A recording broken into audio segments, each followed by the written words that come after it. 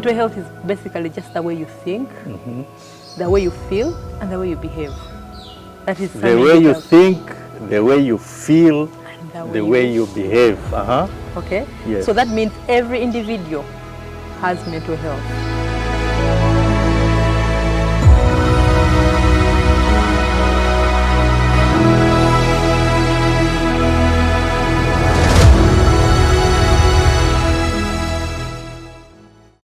Welcome back to the Bekunda world of behavioral health.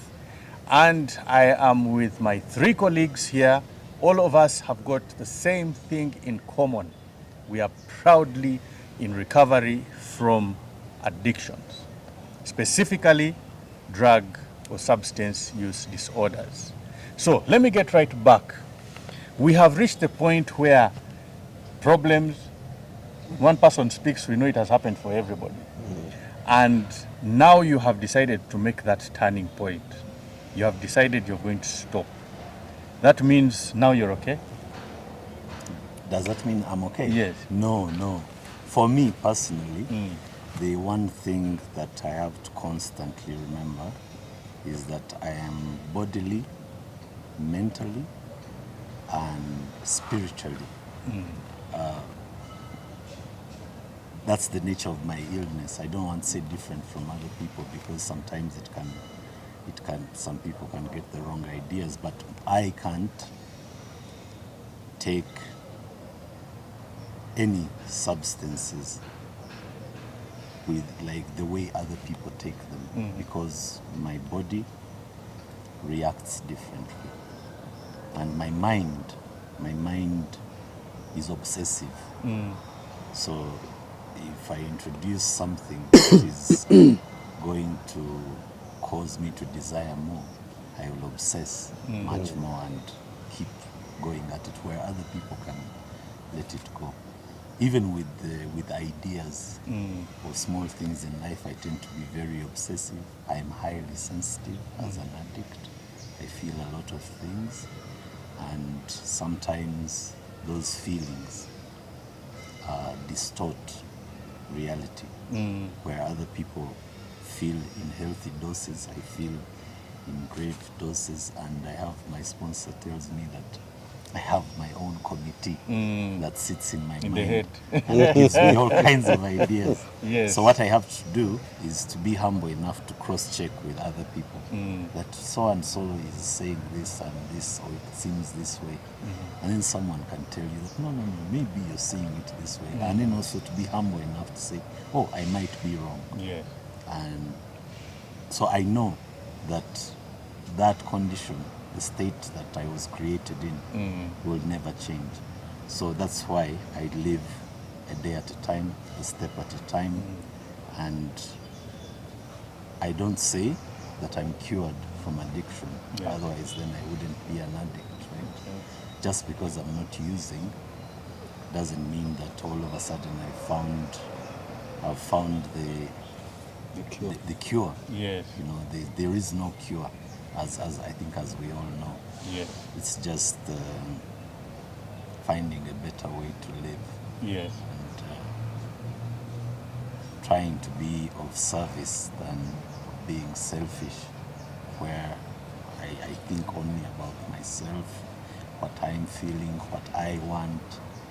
But the more I think of others and how others might be perceiving things, the world is a better place for me and for them. Yes. Because when the world is not good for me, Yes. I try not to make it good for everyone else. It is selfish. You have to Very do selfish, yourself first. Yes. Now, Joshua, Yes, please. you have stopped, Yes. but you have all these other, we call them character defects. I don't know a better word or Yes. easier word too. Now, if you know that I shouldn't put it in, if you agree with him, which I think we all do, that now I cannot put any other psychoactive substance into my body because it would compromise me. How easy is it to do that? And how also does your other character affect your decisions in Mm. deciding not to drink again, to keep away from it? Mm. Well, it is not easy, but I agree with my friend Bernard that I'm never cured. One thing the program taught me of recovery is that where I have stopped using these substances, but I have started yet another program of my lifetime. Yes. And this program is to be done daily within my life. That the moment I skip a day without practicing these principles in my life, Yes. then I will find myself sliding back. Of course, the character defects keep on coming.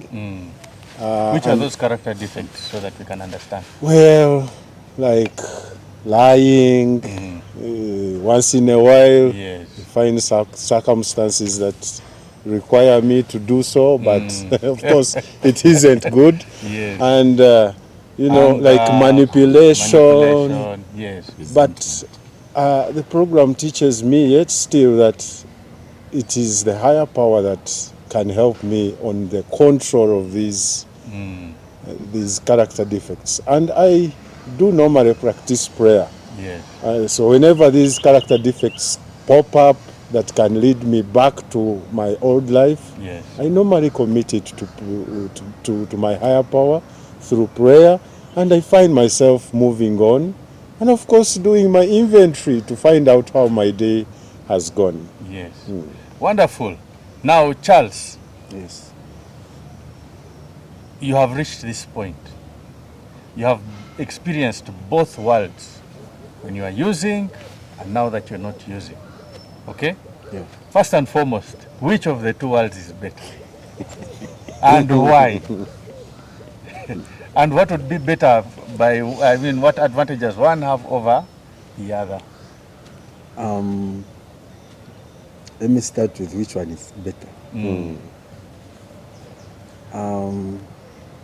If the first one was better, I wouldn't have left. Okay. So where I am right now, I'm in a better place. Now, if you're in a better place, what is good about it? One,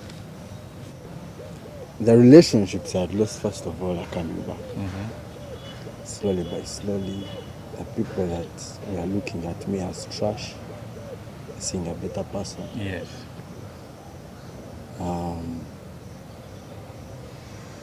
Generally, my life is in check It's in right check. now. Okay. And about managing, how are you managing? How I'm managing, I'm managing with my fellow addicts. Okay. I'm not doing it alone. Yes. And what are they doing for you, or what are you doing for them? One, when I get a trigger, I call someone and I tell them. One is being honest. Yes.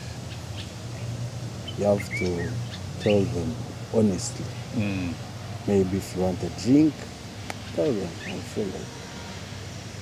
But because they were there, they know what to. Yes.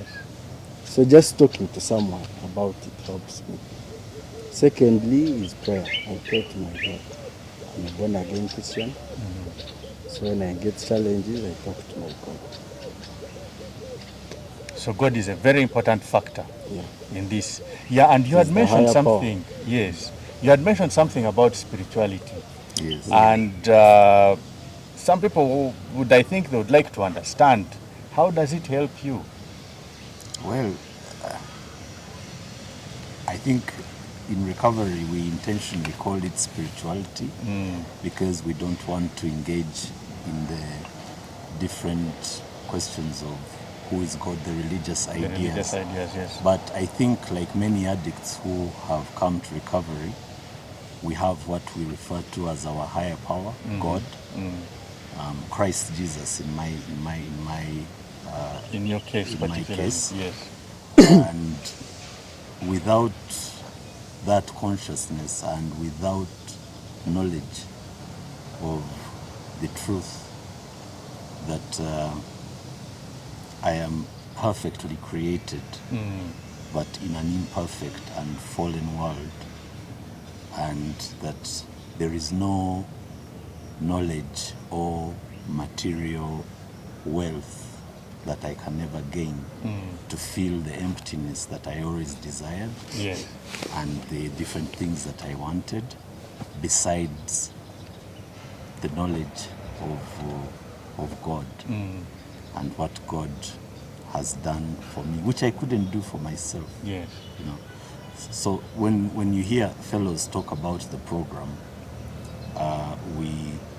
those principles and the steps we take, they lead you to a proper understanding and experience, a spiritual experience, which by no way or means you can say is of any human power. And once that happens, definitely you know that there is a force that is greater than you, that loves you, and therefore if it loves you, it loves all other human beings. Because for me, I was a wretched person.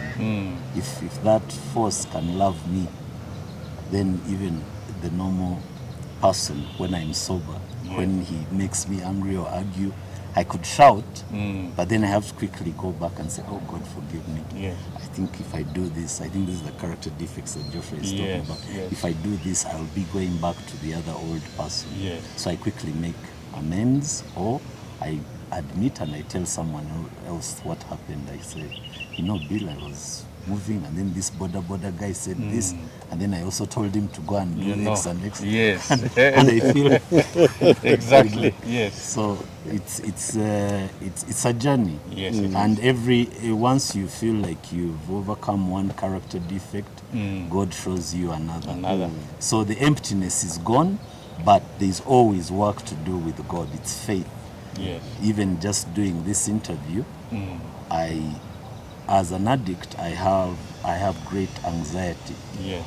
But you see, recovery is action. So now I'm doing contrary to how I feel, and then once it's done, I realize, oh, it wasn't so bad. Yes. So my anxiety wasn't. So the actions, the faith actions, Yes. are what reminds me that for sure God is there and is real. Is real and is operating through Bill, through everyone, and even the person behind the camera. Yes. Without having the distorted spirituality that once we can That we get once when had, we are, exactly. when we are using. When we are using, yes. So now, briefly, I want this segment to have a short input from you. You lost a lot, or we all lost a lot during our using. But I'm more interested in what have you gained? But briefly, what have you gained ever since you got into recovery? Wow. Or from your sobriety, basically? Recovery has become a really miracle for me. I've gained a lot to the extent that I don't even imagine how I could be if I was still using. Because recovery has given me peace of mind. That even when I'm going through difficult circumstances, I find myself moving through them, maneuvering whatever it is, and find that at the end of it, I've succeeded. And to me, I call that the greatest success. Recovery has really joined me with good friends that are helpful, Yes. that give me advice that is pushing me forward, compared to those friends that I had. Now you have real friends. Yes. Yes. Yes. Okay, wonderful. Yes, we are coming to you from Rukunjiri. We are in Rukunjiri, at Rukunjiri Inn, and we are very glad that they were able to allow us to have this opportunity and serenity to be able to share with you this. We will be right back.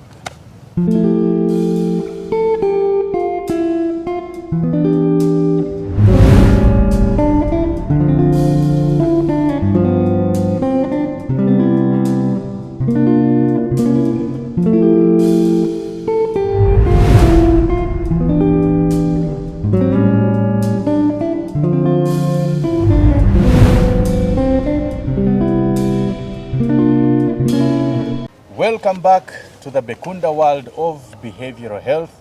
And as we come to a close of this interview as we await to have their individual stories come out, which will be more intriguing because this will get a little bit more personal. I would like you, my friends here, to give a word of advice to those who are suffering, and what can they do? Just as briefly as you possibly can. I'll start with you, Bernard.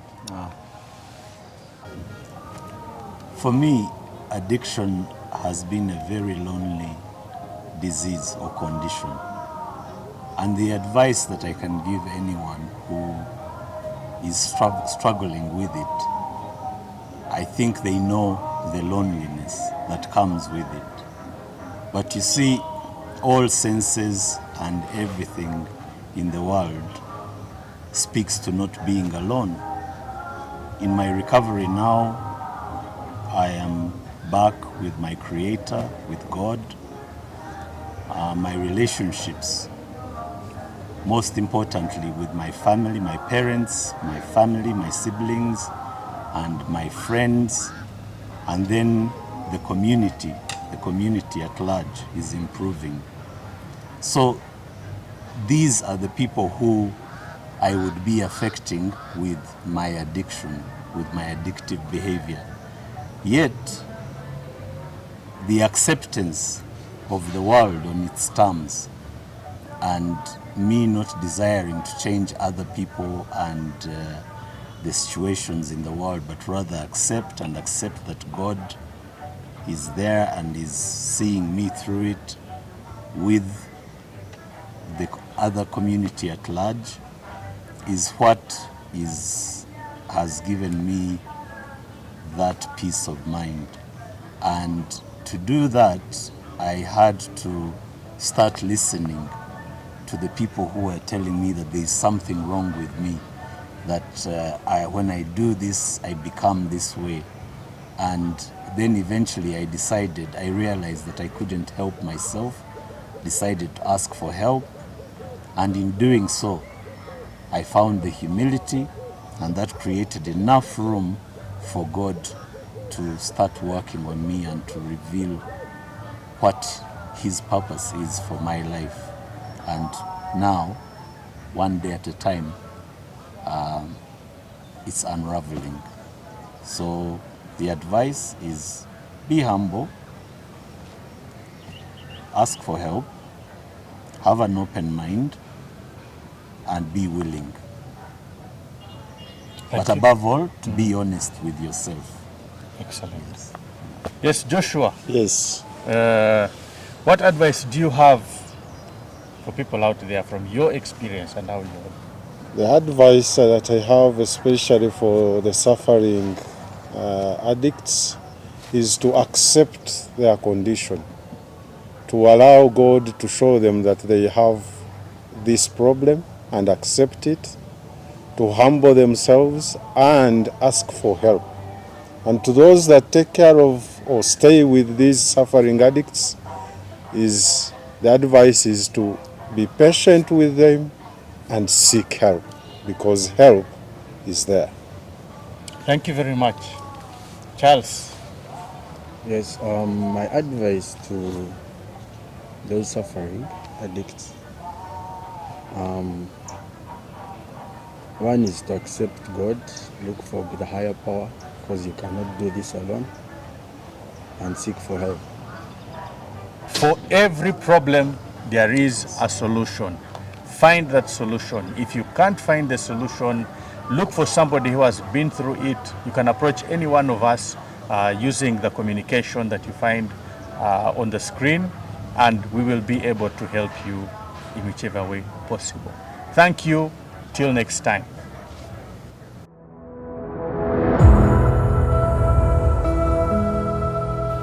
Mental health is basically just the way you think, the way you feel, and the way you behave. That is The way you think, the way you feel, and the way you behave. Okay? Yes. So that means every individual has mental health.